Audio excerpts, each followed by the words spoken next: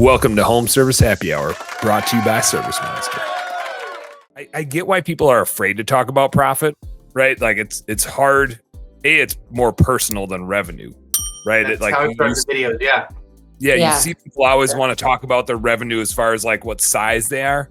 And I do think revenue can be a way for us to frame up the type of problems we're working on. I actually think number of employees is a better gauge for like what types of problems we're working on in our business than revenue is, as far as like the size of the problems. I think a maid service that's doing 1 to 2 million in revenue has the same types of problems that an HVAC company that's doing 5 to 10 million.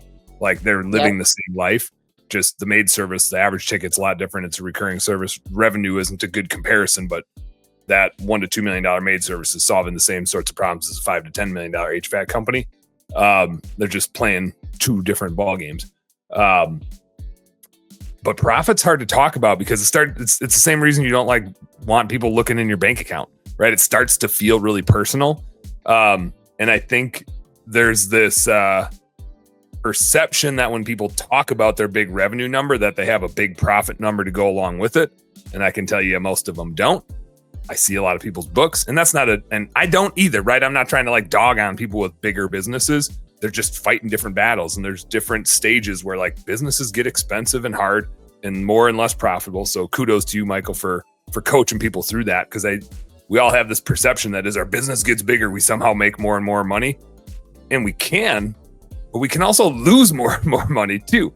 It's a big animal with a whole bunch of bigger problems that are trickier to solve.